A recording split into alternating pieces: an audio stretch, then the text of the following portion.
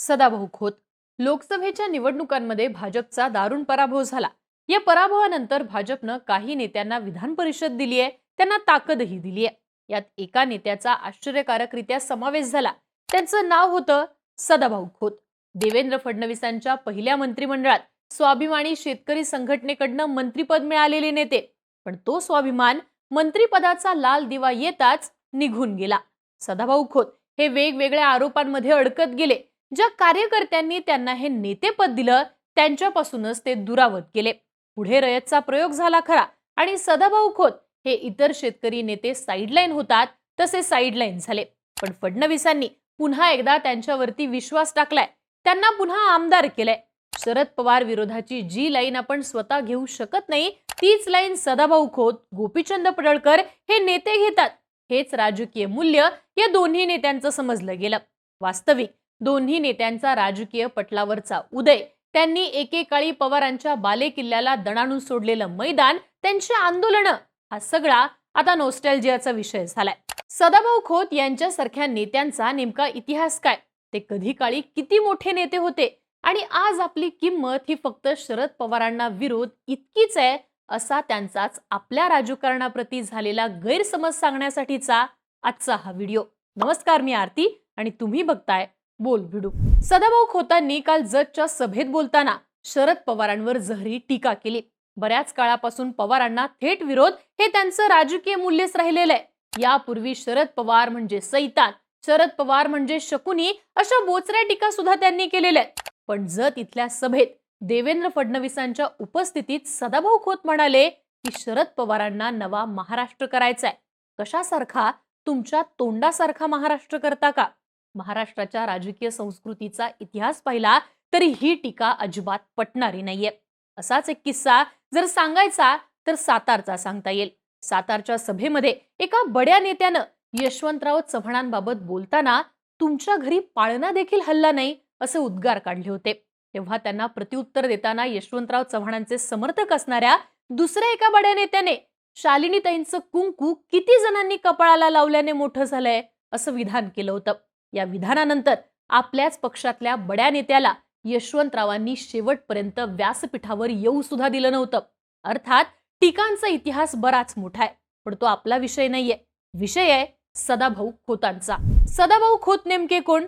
तर एकेकाळचे शेतकरी संघटनेचे नेते. सांगली, सातारा, कोल्हापूर हा भाग संस्थात्मक राजकारणाचा. इथं साधी ग्रामपंचायत तुम्हाला लढवायची असली तरी तुम्ही गावपुढाऱ्याच्या पाटलांच्या घरात जन्माला यावं लागतं, अशी इथली परिस्थिती. पण इथनच यशवंतराव चव्हाणांपासून ते वसंतराव आणि आर पाटील असे नेते पुढे आले. पण ही बैठक देखील काँग्रेसची जुनी बैठक. काँग्रेस आणि शरद पवार या दोन नावांव्यतिरिक्त इथं राजकारणात मोठं होणं अशक्य समजलं जात होतं. त्या काळात सदाभाऊ खोत हे शेतकरी संघटनेची धुरा सांभाळायला लागले. शरद जोशींच्या संघटनेतनं बाहेर पडत राजू शेट्टी, सदाभाऊ खोत अशा तरुणांनी स्वतःची शेतकरी संघटना काढली. तेव्हा सळसळतं रक्त असणाऱ्या या नेत्यांनी कारखानदारांच्या विरोधात जमीन आसमान एक केलं. उसाला हमीभाव मिळालाच पाहिजे, ते ऐन भाऊबीजेच्या दिवशी होणारं रास्ता रोको आंदोलन पाहण्यात इथल्या तरुणांची एक अख्खी पिढी खर्ची झालीय. पण या नेत्यांमध्ये तेव्हा दम होता, कारण ते कारखाना ताब्यात असणाऱ्या बड्या नेत्यांना नडत होते. गावोगावी सभा घेऊन जोरात गाजवत होते. उसाचा भाव का वाढला पाहिजे, हे सत्ताधारी आपली लूट कशी करतायत हे ऐकण्यासाठी या नेत्यांच्या सभांना पंचक्रोशीतनं गर्दी होत असायची. असाच तो गाजलेला काळ. पण सत्ताधारी होण्याच्या स्पर्धेतनं राजू शेट्टींनी आमदारकी, खासदारकी मिळवली. त्यातही काही वाईट नव्हतं, कारण किती दिवस हे नेते फक्त आंदोलन करणार होते. 2009 साली राजू शेट्टी खासदार झाले. हा काळ शेतकरी संघटनांच्या आंदोलनाचा, सत्तेचा सुवर्ण काळ होता. दुसरीकडे सदाभाऊ खोत सुद्धा खिंड लढवतच राहिले. जयंत पाटील यांच्यासारख्या मातब्बर कारखानदाराच्या तालुक्यातनं येणारे खोत भल्या भल्यांना नडत असायचे. तेव्हा त्यांचा हेतू शेतकऱ्यांच्या उसाला हमीभाव मिळवून देणं हाच होता. 2014 साली राजू शेट्टी हातकणंगल्यातनं भाजपच्या पाठिंब्यावर स्वाभिमानीकडनं उभा राहिले, तर सदाभाऊ खोत हे माढ्यातनं लोकसभेला उभे ठाकले. समोर विजयसिंह मोहिते पाटील होते म्हणूनच, नाहीतर हे मैदान एक हाती सदाभाऊंनी आपल्या ताब्यात घेतलंच होतं.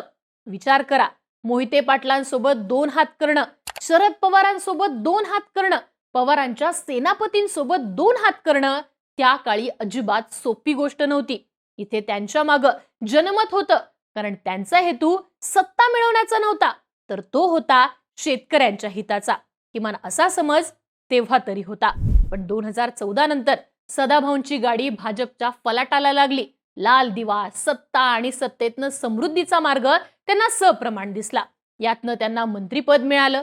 आपल्याला मंत्रिपद मिळण्याचं मुख्य कारण शरद पवारांचा विरोध असल्याची जाणीव त्यांना झाली आणि इथंच शेतकरी नेते सदाभाऊ खोत हा छातीवरचा बॅच फिक्कट पडू लागला. सदाभाऊ खोत असू देत, राजू शेट्टी असू देत किंवा गोपीचंद पडळकर यांचं राजकीय मूल्य किमान एका दशकासाठी तर पवार विरोध हे नव्हतं. त्यांचा चेहरा विद्रोहाचा होता. पण पुढे पवारांना विरोध करतो म्हणून आपल्याला किंमत मिळते असा समजच सदाभाऊ खोतांनी केल्याचं दिसतं. 2019 नंतर तर हा विरोध शिगेला पोहोचला. शरद पवारांचा विरोध हेच राजकीय मूल्य असतं तर भाजपने अजित पवारांसोबत सत्ता स्थापन केली नसती, हे राजकीय शहाणपण सुद्धा सदाभाऊंना काही कळलंच नाही. त्यानंतर मात्र सदाभाऊ खोतांची राजकीय किंमत ही फक्त शरद पवारांचा विरोध करणारे नेते इतकीच व्हायला लागली. राजकीय चाणक्य सुद्धा जे आपल्याला बोलता येत नाही त्यासाठी खोतांच्या तोंडातनं बोलतं करून घ्यायला लागले. आणि कधी काळी कृष्णा कोयनेचा पट्टा दणानून सोडणाऱ्या या तोफेची पिचकी पिपाणी कशी झाली हा प्रश्न सबंध ऊसपट्ट्याला पडायला लागला.